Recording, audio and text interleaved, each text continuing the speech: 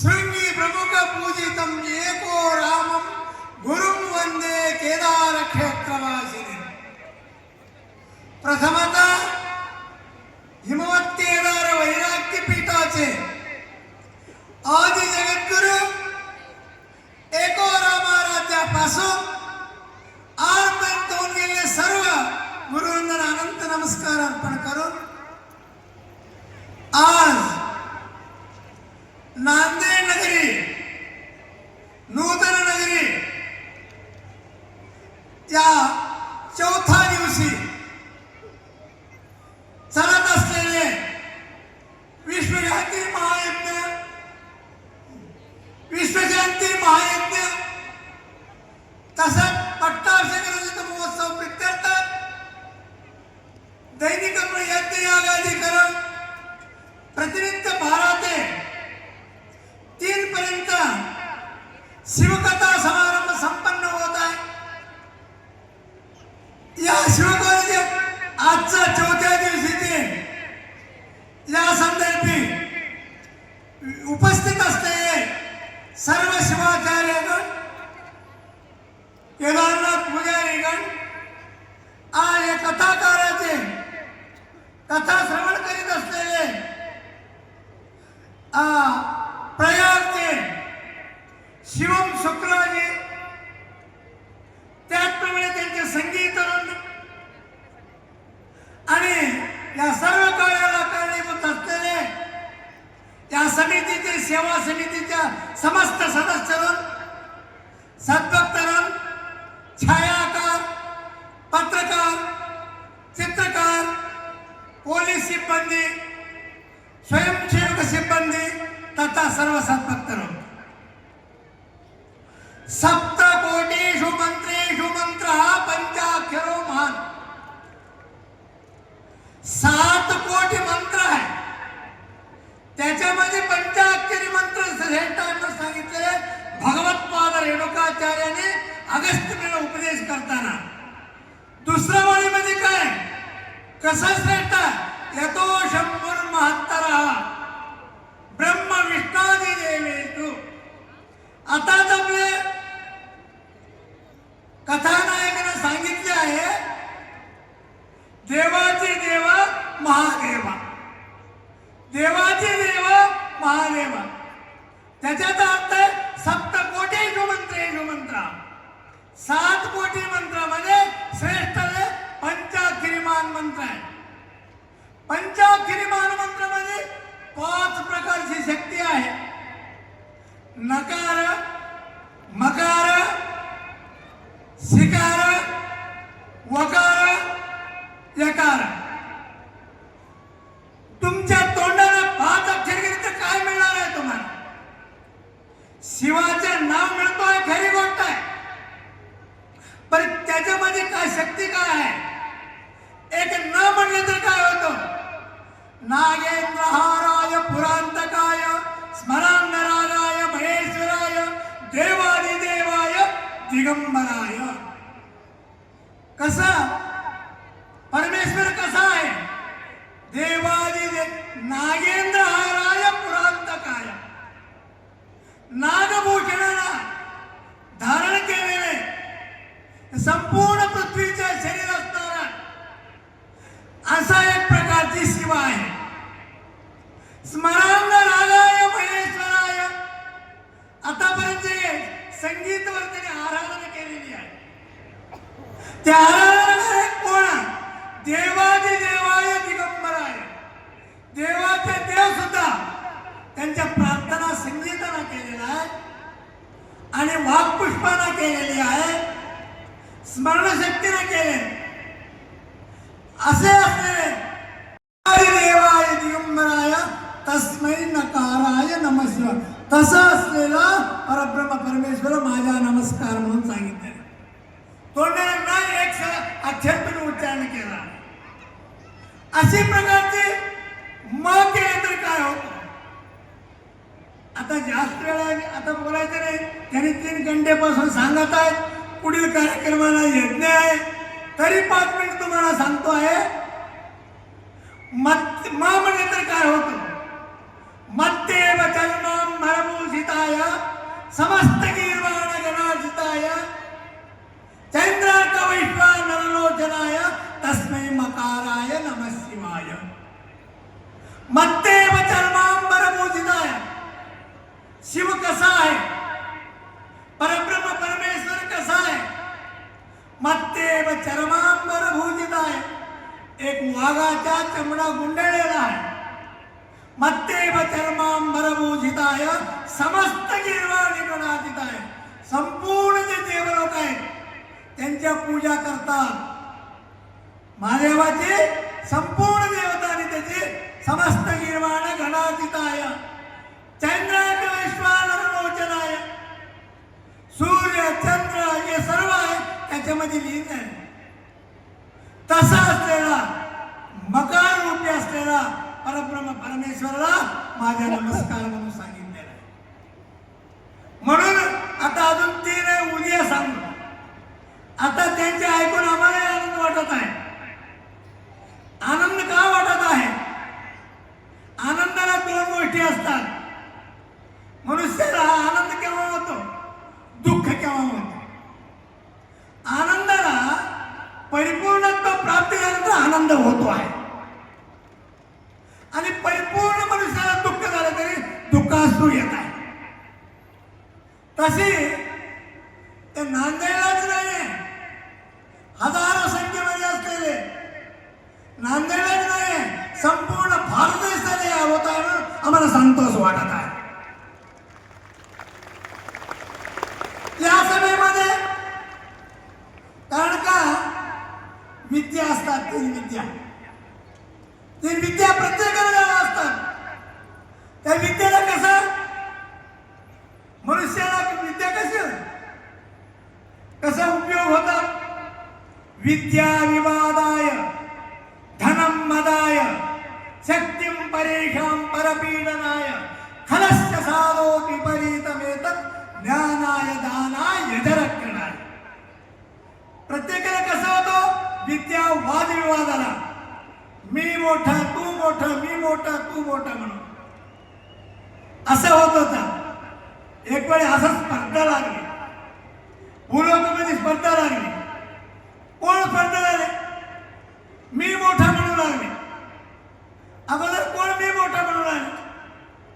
परमात्म्याला मी मोठा, पृथ्वीवर मी मोठा म्हणत असताना आखरी कोण मोठा आहे?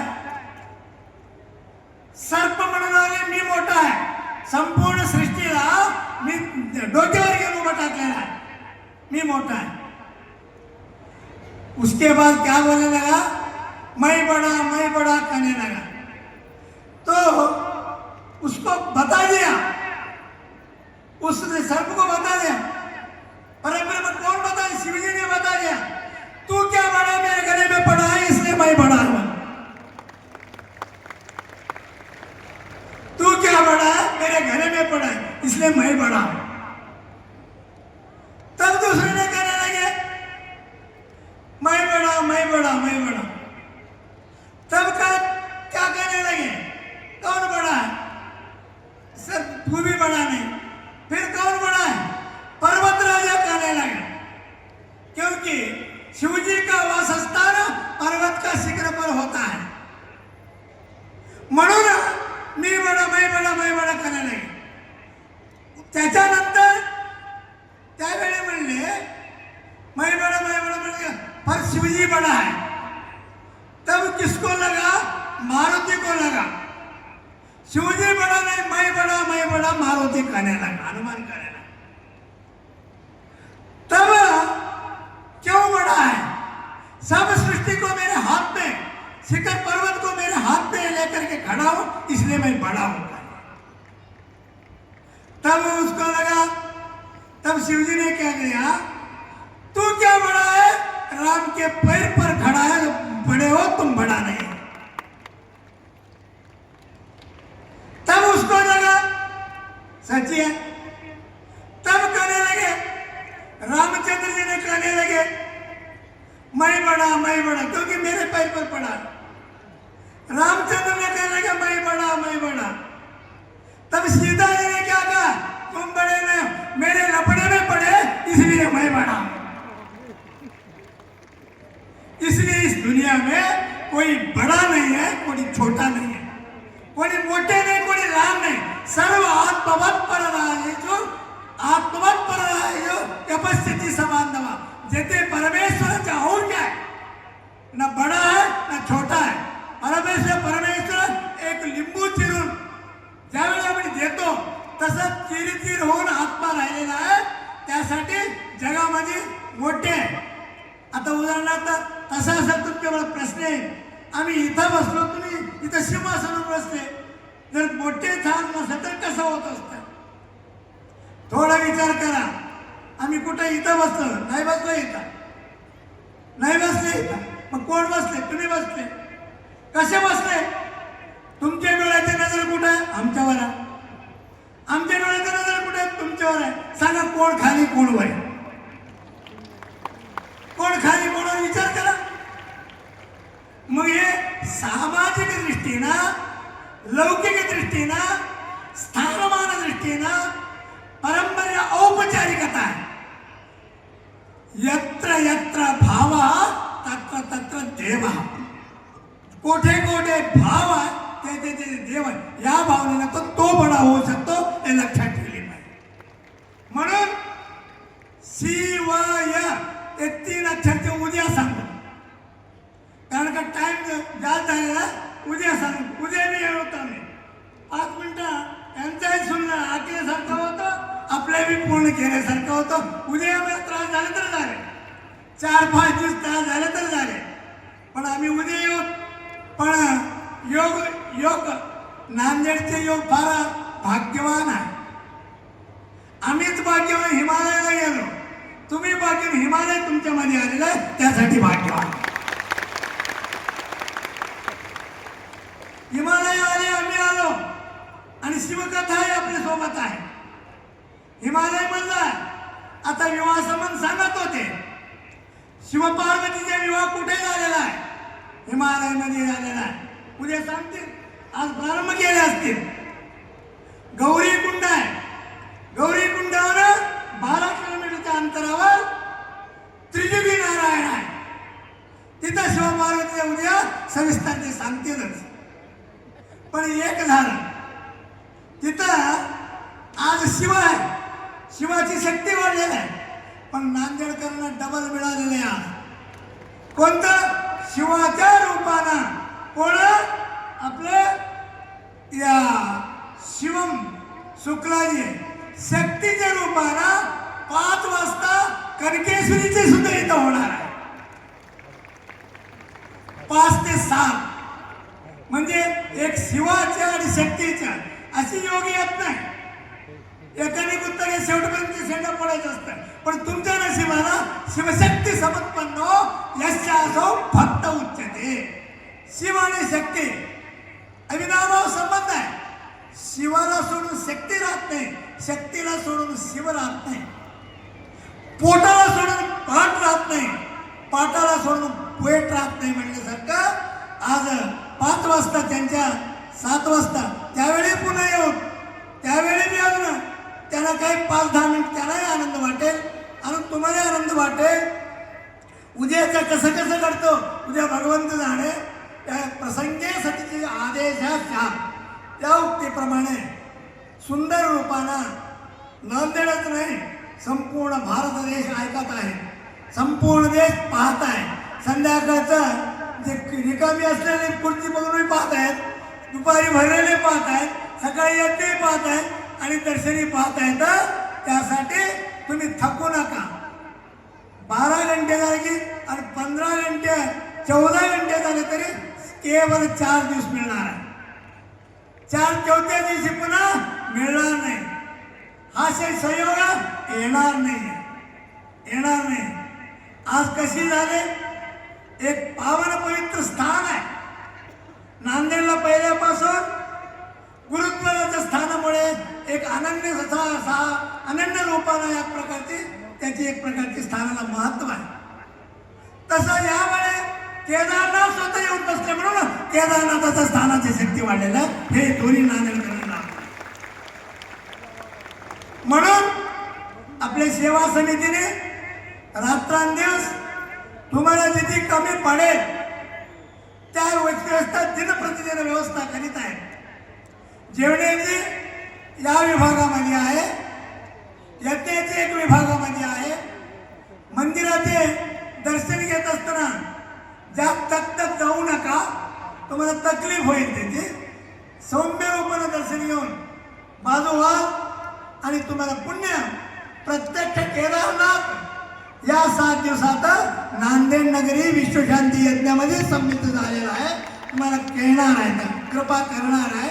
आणि त्याला सर्वांना आता या आपलं शिवम शुक्लाजी आज सांगत आहे, आता 6 वर्षामध्ये संपूर्ण भारत प्रसिद्ध निश्चित होणार हे आमच्या आत्मा सांगत आहे. कारण का तिथं सोडलो आम्ही एक श्लोक सांगू लागलो, विद्या विवादाय धनम मदाय सत्यम परेशाम परपीडा. विद्या जेव्हा वादविवादाला उपयोग करतोय, पैसा आला की गर्वाला उपयोग करतोय, अंगशक्तीला त्रास देण्यात उपयोग करतोय, हे उपयोग होणार नाही. खरस्य साधो विपरीतम येतात. त्याच्या उलटमध्ये ज्ञानाय दानाय यथरक्षणाय, दुसऱ्याला ज्ञानासाठी उपयोग विद्या झाले, दानासाठी हस्तस्य भूषणम दानम सत्यम कंठस्य भूषणम श्रोत्रस्य भूषणम शास्त्रम भूषण किम प्रयोजनम. गळ्याला सत्य बोलणं भूषण आहे, हाताला दान करणं भूषण आहे, कानाला सद्वाक्य ऐकणं भूषण आहे. हे सोडून बाकी भूषण काय उपयोग आहे म्हणल्याप्रमाणे अशा पद्धतीनं शुक्लाजीने या धर्तीवर ज्ञानाय दानाय यथरक्षणाय या उक्तीप्रमाणे तुम्हाला त्यांनी विद्या देत आहे, त्या विद्याची कृपा करीत आहेत. म्हणून आजच्या समारंभामध्ये सर्वांनी त्यांनी सांगितलेलं आहे के म्हणजे स्वर्ग, दार म्हणजे दरवाजा, स्वर्गातली शक्ती आणून भूलोकामध्ये सोडता येतं. तुमचं जीवन आयु आरोग्य भाग्य सकल संपत्ती अष्टैश्वर्य समृद्धीसाठी केदारनाथ कृपा करावी म्हणून प्रार्थना करून हा 2 शब्दाला विराम देत आहोत. ओम शांती शांती.